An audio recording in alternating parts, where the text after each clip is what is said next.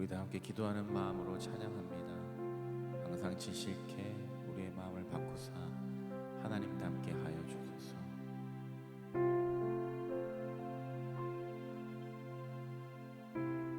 항상 지실케 내 맘 바꾸사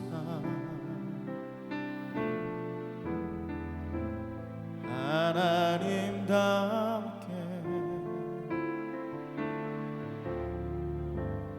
하여 주소서. 항상 지실게 항상 지실게 내 맘 바꾸사 하나님답게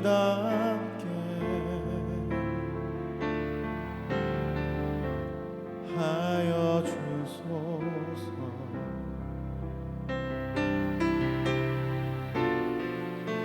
주는 토기장이 나는 치는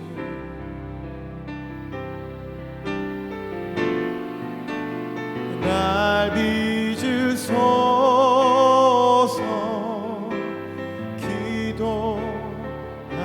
기도하오니 항상 지실게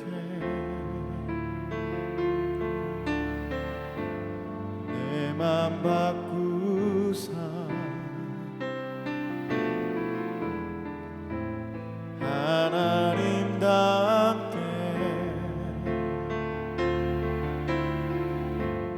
하여 주소서. 주는 토기장이 주는 토기장이 나는 치는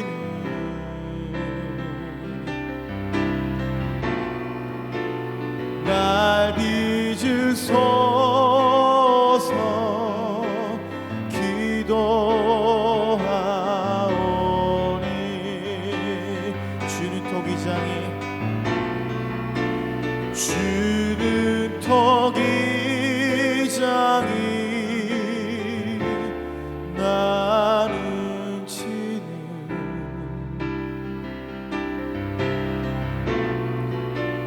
날 빚으소서.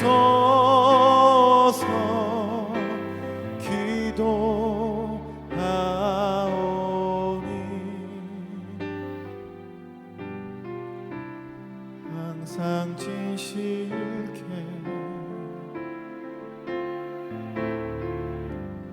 내 맘 바꾸사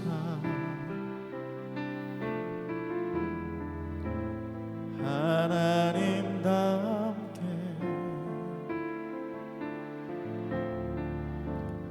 하여 주소서.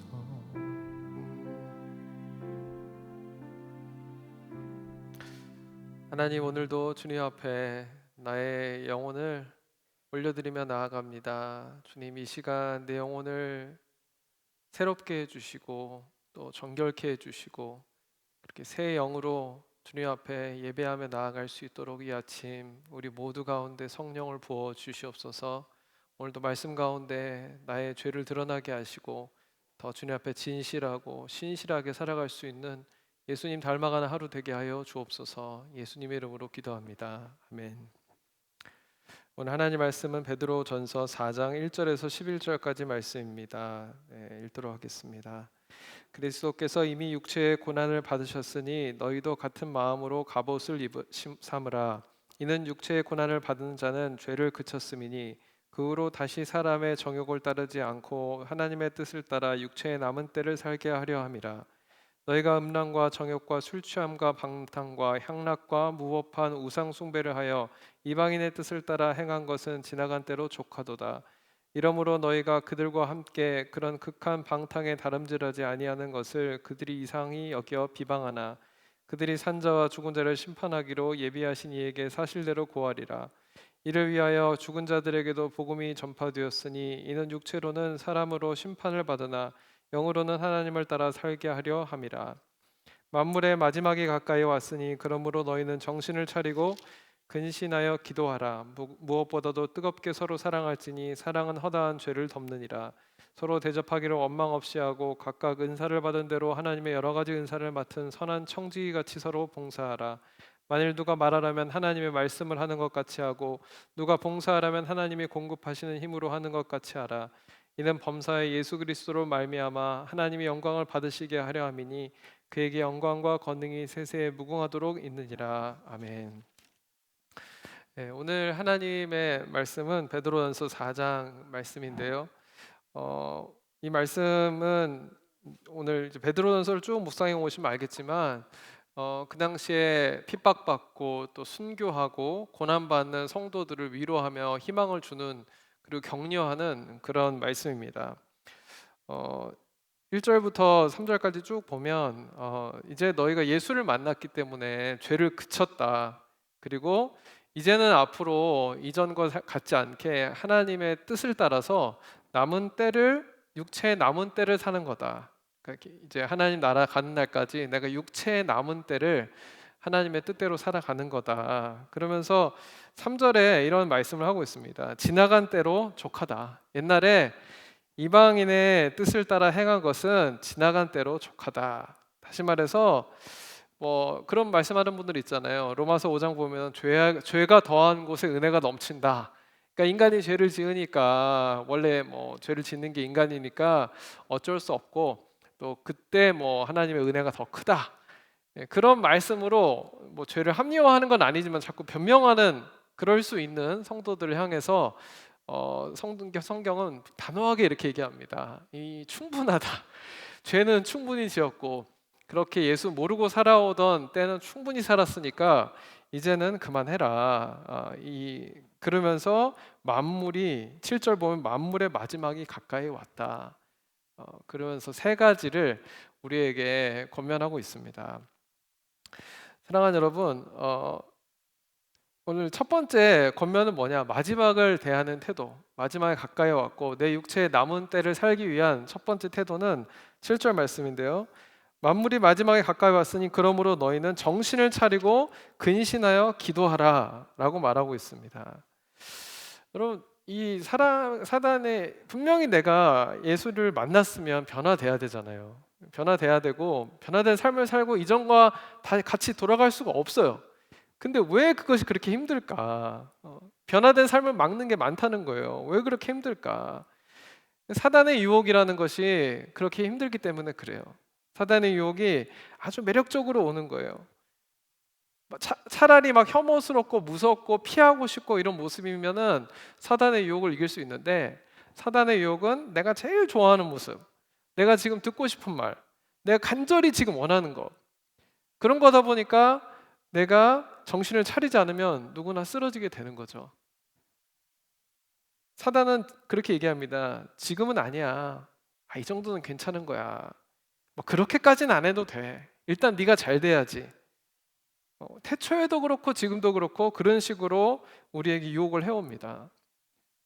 순교를 앞에 두고 손해를 앞에 두고 뭐 억울함을 앞에 두고 우리는 나는 뭐 이겨낼지 모르겠어요. 그런데 보통 부모가 되면 나는 괜찮은데 우리 애가 잘못될까 봐 혹은 또 우리 애가 더 잘 되게 하고 싶은 마음들 이제 그런 게 생기면서 지켜져야 될 게 많으면 많을수록 우리는 예수를 믿고 변화됐다고 하지만 그 유혹이 너무 강력하게 우리를 찾아오게 됩니다. 그래서 제가 중국에서 탈북자 사역을 하시면서 맨날 공안에 잡혀가시고 뭐 정말 순교의 위기도 당하시고 주변 동료는 정말 그렇게 순교하시기도 하고 그런 선교사님 인터뷰하면서 물어봤어요. 안 무서우시냐고. 그렇게 공안한테 막 잡혀가고 고문당하고 안 무서우셨어요? 그랬더니 그 선교사님이 하시는 말씀이 목사님 제가 중국에 탈북자 사역하러 선교사로 나갈 때는 죽음에 대한 거를 한번 정리하지 않고는 나갈 수가 없습니다. 그 말씀을 하는데 제가 이렇게 한 대 탁 맞은 것 같더라고요. 죽음에 대한 거 정말 내가 죽음보다 더 두려운 건 없을 거 아니에요. 그 죽음에 대한 것 자녀들에 대한 마음들, 그런 거 다 한번 내려놓는 경험하지 않고는 내가 주님께 온전하게 헌신할 수가 없다. 내가 실패가 두렵고 잃기 싫은 것이 많고 수치와 죽음이 정리가 되지 않으면 언제든지 모든 사람은 다 넘어질 수 있다는 거예요. 끝까지 내가 마지막까지 믿음을 지키기가 어렵다는 거예요. 그래서 성경은 말합니다. 깨어서 기도해라. 깨어서 기도해라. 순서가 중요합니다. 우리가 시험을 든 거를 이겨내려고 기도하라고 성경을 얘기하지 않고요. 시험 들지 않게 기도하라고 합니다. 물론 다 필요한 거지만은 예수님의 겟세마네 기도를 보세요. 예수님이 그 고난 앞에서, 유혹 앞에서 기도합니다. 그리고 계속 깨어서 기도해요. 근데 제자들은 잠들게 되거든요. 이미 시험에 들었어요. 예수님 말을 듣자, 내가 죽을 거다, 근데 부활할 거다 얘기했어도 죽을 거다에 이미 시험 들었기 때문에 이미 슬퍼했고 걱정하고, 그러니까 기도하러 가서도 슬퍼하고 슬피 울며 잠들었다고 나오거든요. 잠드는 거예요 결국은. 그게 시험이 들고 나면 기도가 안 됩니다. 기도를 하는, 우리가 아침에 이렇게 기도하는 이유는 시험에 들지 않게 해서 깨어서 기도하는 것이고, 사단의 유혹이 내가 이겨내기 힘들 만큼 너무나 매력적이고 유혹적으로 다가오기 때문에, 그래서 날마다 깨어서 기도하지 않으면, 섰다 생각하면 넘어지게 되기 때문에 성경은 우리에게 기도하라고 말씀을 하고 있습니다. 예수님이 날마다 기도하셨기 때문에 결정적인 순간에 그 사단의 유혹 앞에서 이겨낼 수 있었고 견뎌낼 수 있었어요. 사단에게 친하게 살아가면요, 내 앞에 파도를 보게 하고 홍해를 보게 하고 안 되는 거, 가져가신 거, 실패한 거, 이것만 보게 하세요. 그러면 맨날 기도하면서도 기도가 안 돼요. 이미 시험 들어서 슬피 울며 잠들게 되죠. 기도가 안 나와요. 하지만 깨어 기도하는 사람은, 성령님은 자꾸 보여주세요. 네가 죽은 이후로는 부활이 있다. 십자가를 통과하고 나면 부활이 있고, 이 수치가 지나가고 나면 하나님의 영광의 옷을 입을 것이고, 계속해서 그 말씀을 알려주시는 거예요. 그래서 오늘 4절에서 6절까지 보면, 너는 그렇게 살지 마. 세상은 너를 조롱할지도 몰라. 왜 그렇게 사냐고. 하지만 결국 그들도 언젠가 마지막 날 심판자 앞에서 자기 죄를 고백할 때가 올 거야. 그리고 6절에 많이 이게 논쟁이 되기도 하는데요. 죽은 자에게 복음이 전파되는 말은 이 본문에서는 뭐 여러 가지 해석이 있지만 그냥 그때 순교 당한 사람들입니다. 순교 당한 사람에게도 복음이 있는데, 사람들은 그들을 정죄해 가지고 죽여서 심판했을지 모르고 육체는 죽었을지 몰라도 그들은 하나님 안에서는 그 영은 살아 있다. 할렐루야. 이 소망을 가지고 만물이 가까우면 보면 볼수록 내가 정말 마지막까지 내가 깨어서 기도할 때, 그때 내 두려움이 날 이끌어가는 것이 아니라 성령 충만함이 나를 하나님의 뜻대로 살 수 있도록 이끌어 갈 줄로 믿습니다. 두 번째는, 그러면 우리가 이 만물이 가까우면 가까울수록 이 많은 세상 유혹 속에서 나는 어떻게 살아가야 되느냐 말하는, 뜨겁게 서로 사랑할지니 사랑은 허다한 죄를 덮는다. 그리고 서로 대접하기를 원망 없이 하고 은사대로 하나님의 여러 가지 은혜를 맡은 선한 청지기, 중요한 말이 나왔죠. 선한 청지기 같이 서로 봉사하라. 결국 뭐냐면, 내가 누구냐, 그 마지막이 가까울수록 나의 정체성을 분명히 하라는 거예요.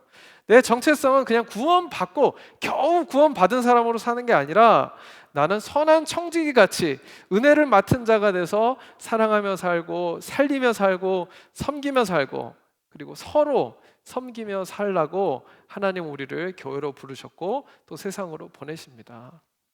여러분, 내 사명은 세상을 향한 사랑과 섬김이고, 누군가를 살리고 섬기기 위해 세상에 온 사람이에요. 섬김을 받으러 온 사람이 아니라 내가 섬기러 왔다. 예수님도 그렇게 말씀하셨고, 우리도 그렇게 섬김을 받는 게 아니라 섬기러 세상으로 향하기를 원하신다는 거예요.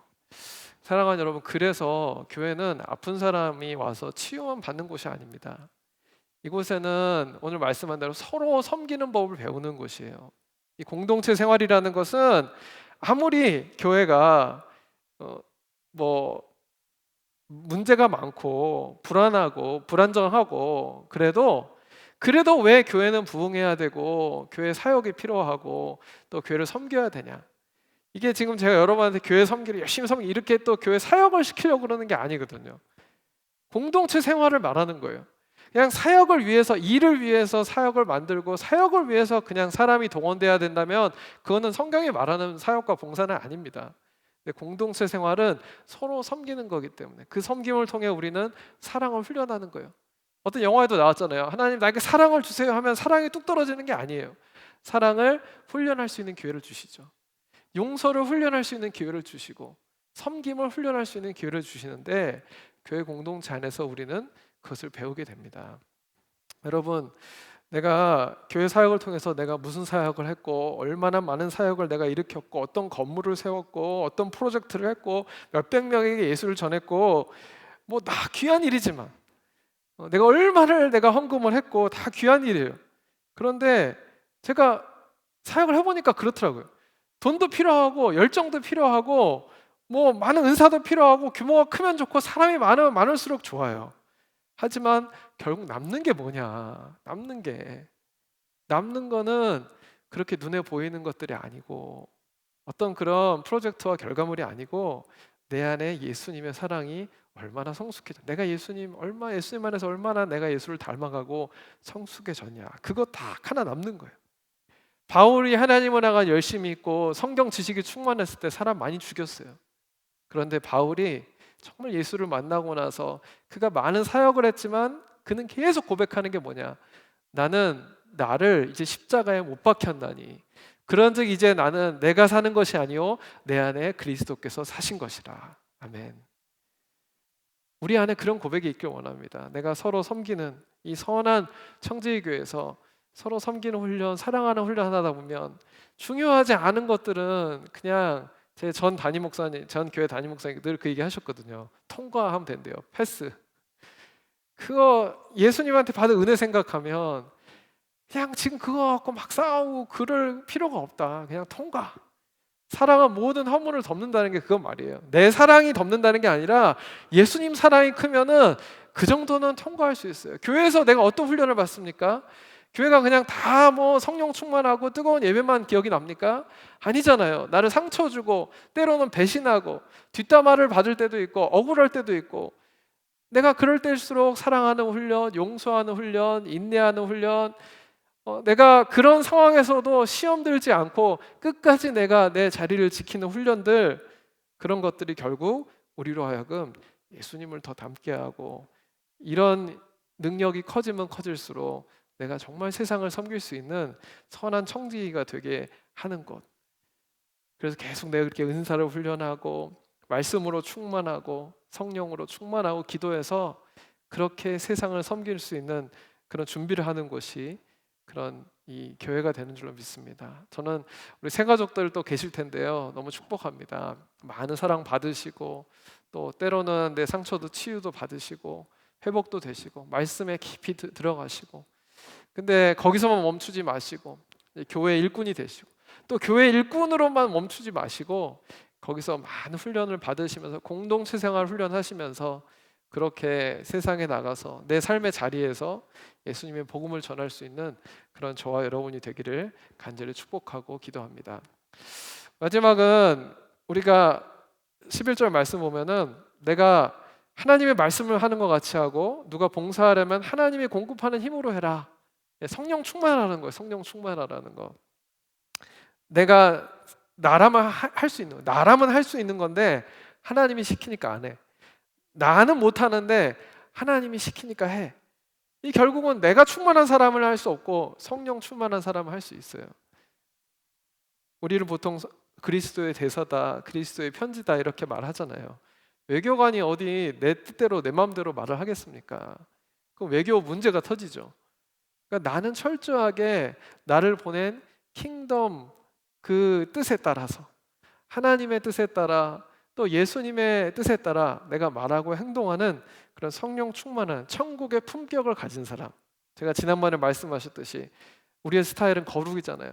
거룩한 뜻을 따라 내 삶을 살아가는 인생을 살아야 한다. 근데 오늘 성경의 11절 말씀 보면요, 하나님의 말씀 얘기가 나오고요, 봉사와 그런 힘에 대한 얘기가 나오거든요. 그러니까 말씀과 봉사. 그러니까 말씀과 섬김과 행동 이런 것들이 이렇게 같이 나가는 이유는 뭐냐? 결국 예수님의 인생은 진정성 있는 인생이었다는 거예요. 성령 충만한 인생은 뭐냐? 내 말과 내 행동과 내 인격이 이렇게 다 하나가 돼서 진정성 있는 삶을 살게 되는 것, 그것이 오직 성령 안에서만 가능한 일입니다. 이게 자꾸 갈라지게 되면 인격 장애가 되는 거예요. 교회에서는 참 성령 충만한 사람 같은데 집에서는 아니고, 그건 교회도 마찬가지. 교회에서 선포되는 메시지와 교회에서 하고 있는 사역과 또 교회 안에 이런 문화가 다 같은 소리를 내야 세상 사람들이 보면서 아, 저게 진짜 예수 그리스도의 몸된 교회구나, 선한 청지기 교회구나, 저게 정말 하나님이 계시는구나, 그러면서 그 자체로 복음이 증거되고, 오늘 성경에 말한 것처럼 이를 통해서 우리가 예수를 증거하고 하나님께 영광 돌리게 되는 줄로 믿습니다. 제가 말씀을 마치면서요, 항상 이 정말 내가 성령 충만하면서 이게 하나님이 하는 거를 했냐 아니면 내 걸 했냐를 결정하는 건요, 가져가 보면 압니다. 가져가 보면 하나님이 가져가고 사역이 끝나 보면 하나님이 그 자리를 가져가시고, 때로는 실패를 해보면 그때 내가 정말 하나님이 하신 사람은요, 그걸 통해서 계속 나는 하나님을 닮아가고 예수님을 닮아갑니다. 계속 여전히 감사할 수 있어요. 하지만 그러지 않은 사람은 내가 분노가 생겨요. 내가 어떻게 했는데, 내가 뭐 이렇게 했는데, 뭐 이건 내가 한 건데, 그런 분노가 다 드러나게 됩니다. 제가 목회를 내려놓고 한국에서 안식할 때, 지금부터 한 3년 전인데요, 그때 4학년이었던 저희 아들이 물어보는 거예요. 엄마한테, 저한테는 아니고, 엄마 우리 좀 가난해지는 거냐. 그 얘기를 제가 전해 들었을 때, 사실은 저는 가난에 대해서보다 저에게 더 심각한 질문은, 내가 이렇게 목회를 내려놓고 설교하지 않을 때, 내가 목회하지 않을 때 나는 과연 목사인가? 난 도대체 뭔가? 그게 저한테 너무 심각한 문제였어요. 내가 초등학교 3학년 때부터 나는 목사가 되겠다고 했고 15년을 목회를 해왔는데, 근데 내가 이때 목회를 다 그만두면 나는 더 이상 목사가 아니면 나는 도대체 뭔가? 심각한 고민이 되는 거예요. 어렸을 때부터 가져왔던 제 정체성에 대한 당장 주일에 가면 적응이 안 되는 거예요. 성도로 앉아 있는 것 자체가. 근데 그때 저희 아버지가 은퇴하시고 원로 목사님 되셔가지고 은퇴하시고 농부가 되셨는데, 아버지의 삶을 보면서 제가 많은 걸 깨달았어요. 저희 아버지는 여전히, 그 과정이 쉽진 않았지만 여전히 하나님을 농부로서 한결같이 사랑하시고, 또 그렇게 하나님을 그 농부의 자리에서 성실하게 살아가면서 하나님께 감사하는 모습이 저희 아버지 어머니를 보면서 제가 많은 걸 느끼는 거예요. 오히려 저희 아버지 목사일 때는 목사로, 농부일 때 농부로 하나님을 사랑하는 모습 보면서, 아, 우리 아버지가 옛날에 막 무슨 담임 목사 하시고 뭐 노회장을 하시고 그때보다 저희 아버지 어머니가 더 자랑스럽고 존경스러운 거예요. 왜냐하면 우리 아버지는 목사라서 기도하신 게 아니고, 목사라서 예배드린 게 아니고, 우리 어머니는 목사라서 사모라서 그렇게 봉사한 게 아니고, 목회자 가정이라서 그런 게 아니라 그냥 하나님을 사랑했기 때문에 그 진정성을 저희가 아버지 어머님이 다 은퇴하시고 농부가 되신 후에 저희는 보게 되는 거예요. 그래서 저희 부모님께 받은 유산은 뭐냐? 진정성 있는 신앙인이 되는 것. 진정성 있는 신앙인, 마지막이 가까울수록 깨어서 내 진정성을 지키라는 것, 그것이 저희 집안의 유산이고 저도 물려주고 싶은 유산입니다. 여전히 내 안에는 가짜가 많지만 하나님이 드러내실 때 빨리 회개하고, 하나님 내가 진짜 그리스도인 되고 싶습니다, 하나님 내가 진짜가 되고 싶습니다, 그렇게 말할 수 있는, 그렇게 만물이 마지막에 가까울 때 깨어서 기도하면서 내가 서로 사랑하고 나의 사랑과 섬김을 훈련하면서 그렇게 진정성을 지켜가며 주님께 영광 돌릴 수 있는 그런 선한 청지기 교회, 그리고 제가 되기를 주님의 이름으로 축복하고 기도합니다. 우리는 이 시간 같이 함께 기도하기 원하는데요, 첫 번째는 우리 말씀을 붙들고 기도하기 원합니다. 하나님, 내가 힘든 환경 속에서도 시험 들지 않고 깨어있게 그렇게 기도하게 하시고 나에게 주어지는 섬김과 사랑의 사명을 잘 감당하고 성령 충만함으로 진짜 그리스도인, 진정성 있는 그리스도인 그렇게 살아가게 하여 주시옵소서. 주님, 내가 진짜가 되고 싶습니다. 주님, 누가 보든지 우리 자녀들 보기에도 세상 사람들 보기에도 내가 진짜가 되고 싶습니다. 나에게 주신 복음은 진짜인데 나는 가짜로 살아가고 있는 모습이 있다면 주님, 불과 같은 주님의 그 능력으로 나를 깨끗하게 정결하게 하여 주시옵소서. 오늘 이 아침에 하나님, 내가 정결하게 되기 원하고 진짜가 되기 원하고 만물이 가까울수록 깨어 기도하며 주님 앞에 내가 붙들고 성령 충만함으로 살아가기 원한다고 함께 기도하며 나가도록 하겠습니다.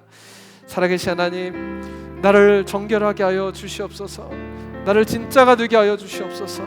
하나님, 내 안에 많은 것들이, 그 많은 동기들이 숨어 있고 내 안에 살아가는데 많은 두려움들이 있지만 하나님, 이 가운데 나를 날마다 정결케 하시고 진실하게 하시고 그리고 이 세상의 유혹을 이겨낼 수 있는 하나님 종말을 바라보며 주님 다시 오시는 날 착하고 충성된 종으로 선한 청지기로 부름받을 수 있도록 하나님, 그렇게 내가 오늘 하루도 주님 앞에 진실하게 살아가게 하여 주시옵소서. 정직하게 살아가게 하여 주시옵소서. 하나님, 나의 모든 연약함들을 씻어주시고 아버지여, 나의 모든 욕망과 나의 모든 욕심과 나의 모든 정욕과 나의 탐심을 주님 물리쳐 주시고 하나님, 이 생활이 어렵다고 주님 앞에 넘어지지 않게 하시고 시험 들지 않게 하시고 깨어 기도하며 내 믿음을 지키게 하여 주시옵소서. 우리 두 번째 기도할 것은 지금 확진자가 급증하며 다시 한번 위기가 오고 있는 여러 가지 어려움 상황 속에 있습니다. 이런 상황 속일수록 주님, 그동안 충분히 수고하고 지쳐있는 의료인들을 주님 지켜주시고 보호하여 주시옵소서. 사회적 거리가 잘 지켜지게 하시고 더 이상 이 병이 확산되지 않고 백신이 개발되어 사태가 속히 해결될 수 있도록 주님께서 은혜를 베풀어 주시고 하나님, 이 나라를 보호하여 주시옵소서. 우리 의료인들을 위해서 또 사회적 거리가 잘 지켜질 수 있도록 주님 같이 함께 은혜를 구하며 기도하며 나가도록 하겠습니다.